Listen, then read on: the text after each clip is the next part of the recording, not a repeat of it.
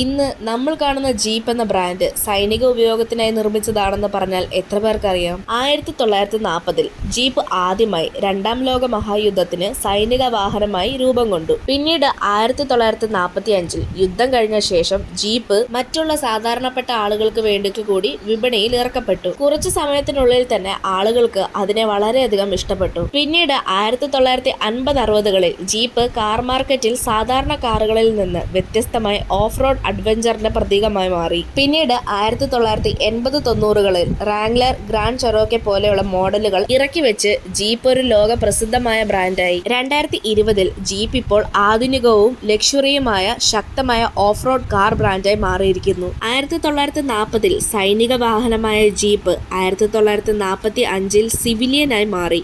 പിന്നീട് 80-90കളിൽ ആധുനിക മോഡലിലൂടെ ലോകമാകെ പ്രസിദ്ധി നേടി. നിങ്ങൾക്ക് ജീപ്പ് ബ്രാൻഡിലെ ഏറ്റവും ഇഷ്ടമുള്ള വാഹനം ഏതാണെന്ന് കമന്റ് ചെയ്യ്. ഇതുപോലെയുള്ള കൂടുതൽ വീഡിയോസിനായി ചാനൽ സബ്സ്ക്രൈബ് ചെയ്യാനും ഇൻസ്റ്റഗ്രാമിൽ ഫോളോ ചെയ്യാനും മറക്കല്ല്.